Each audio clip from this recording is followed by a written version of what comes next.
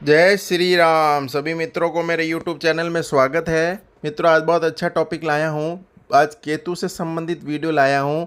मित्रों, वीडियो ये है कि केतु किस कंडीशन में क्या परिणाम देता है और किस किस भावों में कैसा कैसा परिणाम देता है, इसके बारे में मैं आपको आज संपूर्ण जानकारी दूंगा। अच्छा लगे तो लाइक शेयर कमेंट के साथ सब्सक्राइब करना ना भूलें। मित्रों, केतु एक रहस्यमय प्लेनेट है। केतु हर समय कन्फ्यूजन रहता है। ये केतु की एक विशेषता है कह दीजिए, या एक माइनस पॉइंट कह दीजिए, कि केतु का क्योंकि ऊपर का पार्ट नहीं है, इसलिए केतु हमेशा संशय में रहता है, डाउट में रहता है। इसके नीचे वाला पार्ट यानी धड़ का पार्ट ही है, ऊपर मस्तिष्क वाला पार्ट नहीं, उसको दिखता नहीं है, तो हमेशा डाउट में ही रहता है, वो चिंता में ही रहता है, टेंशन में ही रहता है। तो जिस किसी भी भाव में बैठेगा तो आपको क्या सावधानी रखनी चाहिए जिससे वो अच्छा परिणाम दे, तो आइए हम बात करते हैं। मित्रों, यदि पहले भाव में केतु बैठे हैं तो आपको जो भी कोई भी काम कर रहे हैं उसको सीक्रेट रखना पड़ेगा, उसको किसी को शेयर नहीं करना। दूसरे भाव में यदि केतु बैठे हैं तो आपको पैसे से संबंधित, कुटुंब से संबंधित आपको सावधानी रखनी पड़ेगी। तीसरे भाव में यदि केतु बैठा है तो न्याय का है, तो इसलिए स्वास्थ्य का है, तो आपको ध्यान रखना पड़ेगा। चौथे भाव में यदि केतु बैठे हैं तो संपत्ति आप खरीद रहे हैं तो किसी को शेयर नहीं करना, किसी को बताना नहीं है, सब काम होने के बाद ही आपको बताना पड़ेगा। पंचम भाव में यदि केतु बैठे हैं तो प्रेम विद्या संतान का है, तो संतान से संबंधित हो या कुछ छोटी मोटी यात्रा से संबंधित हो तो आपको ध्यान रखना, शेयर नहीं करना। छठा भाव जो है, छठा भाव जॉब का होता है, कंपटीशन का होता है, तो इसमें अगर केतु बैठे हैं तो आपको ये बताना नहीं है। सप्तम भाव पत्नी से संबंधित होता है, पार्टनर से संबंधित होता है, तो सब किसी को शेयर नहीं करना जब तक कि काम नहीं हो जाए। अष्टम भाव जो है गूढ़ रहस्यों का होता है, ज्योतिष का होता है, तो इसमें आप किसी को, केतु अगर बैठा है अष्टम भाव में, तो आप किसी को शेयर नहीं कर सकते जब तक कि आप कोई चीज़ सीख नहीं लें।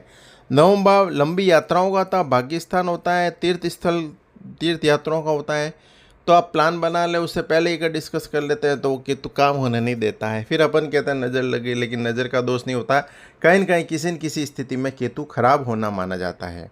दसम भाव में यदि केतु बैठा है तो आपके कार्य क्षेत्र में ज़रूर प्रभावित करेगा केतु। एकादश भाव में बैठा है तो लाभ संचय का स्थान होता है। एकादश भाव धन से संबंधित समस्या देता है यदि आप पहले से हल कर लेते हैं। द्वादश भाव जो है लंबी यात्राओं का या विदेश का या खर्चों का होता है, तो इसमें यदि आप शेयर कर देते हैं तो आपकी यात्राएं टल जाती है और बनता काम बिगड़ जाता है। तो मित्रों, 12 भाव में मैंने आपको केतु के परिणाम बताए कि यदि आप बता देते हैं या शेयर कर देते हैं तो केतु दुष्परिणाम देता है। केतु किसी की जातक की कुंडली में जिस भाव में स्थित होता है, जातक को उस भाव से संबंधित अनुरूप ही फल देता है। साथ ही किसी जातक की जन्म कुंडली में केतु का प्रभाव अन्य 7 ग्रहों की यानी सूर्य, चंद्र, मंगल, शनि, शुक्र, बृहस्पति और बुध की युति की दृष्टि पर भी निर्भर करता है। मित्रों, आपको मैंने पहले भी बताया, अभी भी बताता हूँ, केतु को छाया ग्रह माना जाता है। इसका गोचर बहुत से शुभ और अशुभ परिणाम लेके आता है। केतु को प्रभाव का ग्रह कहा जाता है। ये किसी की जातक को स्वयं कोई भी स्वतंत्र परिणाम नहीं देता है किसी भी जातक को, और यह जीवन के सभी क्षेत्रों में जुड़ा होता है। वैदिक ज्योतिष के अनुसार यह माना जाता है कि केतु किसी भी जातक की कुंडली के जिस भाव में स्थित होता है, जातक उस भाव से संबंधित अनुरूपी फल देता है। साथ ही किसी जातक की जन्म कुंडली के में केतु का प्रभाव अन्य 7 ग्रहों यानी सूर्य, चंद्र, मंगल, शनि, शुक्र, बुध युति की दृष्टि पर निर्भर करता है।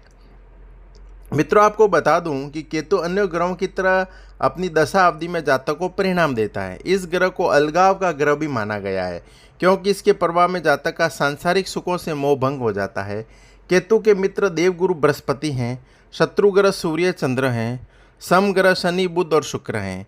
केतु जिस ग्रह के साथ कुंडली विराजमान होते हैं उसके प्रभाव से व्यक्ति की बुद्धि में कमी आ जाती है। केतु की महादशा में व्यक्ति को हर जगह निराशा ही लगती है, कई तरह की परिस्थितियों, परेशानियों का सामना करना पड़ता है। साथ ही केतु व्यक्ति को काल सर्प दोष योग देने में भी सक्षम होता है। मित्रों, आपको बता दूं कि अगर कुंडली में केतु तृतीय, पंचम, अष्टम, नवम और द्वादश भाव में हो तो व्यक्तियों को बहुत अच्छे परिणाम मिलते हैं। हालांकि केतु को किसी विशेष राशि का स्वामित्व प्राप्त नहीं है, लेकिन वृश्चिक या 8 नंबर या धनु 9 नंबर में केतु उच्च के माने जाते हैं और वृषभ राशि यानी 2 नंबर में नीच के माने जाते हैं। इन पर पाप ग्रह यानी शनि की दृष्टि भी पड़ जाए तो केतु पीड़ित हो जाते हैं। मंगल व शनि से दृष्ट हो जाए या नीच राशि में हो या डिग्री कम हो जाए तो केतु पीड़ित हो जाते हैं। कुंडली में केतु अगर पीड़ित अवस्था में हो तो व्यक्ति के जीवन में कोई न कोई बाधा लगती रहती है, साथ ही व्यक्ति की कुंडली में दोष का निर्माण हो जाना लगता रहता है। अगर केतु की गुरु ग्रह के साथ युति बनती है तो व्यक्ति की कुंडली में इनके प्रभाव से राजयोग का निर्माण होता है।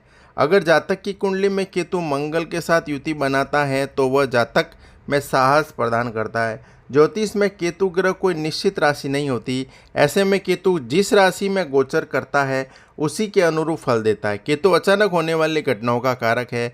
मीन राशि में केतु सब राशि माना जाता है। मिथुन एवं कन्या में केतु अच्छा नहीं माना जाता है। वृषभ राशि में भी अच्छा नहीं होता है। मित्रों, केतु के लक्षण के बताऊं आपको तो केतु का प्रभाव जो है राशि के अनुसार पड़ता है। केतु किसी सवग्रह राशि के साथ बैठ जाए तो 5 गुना फल प्रदान करता है।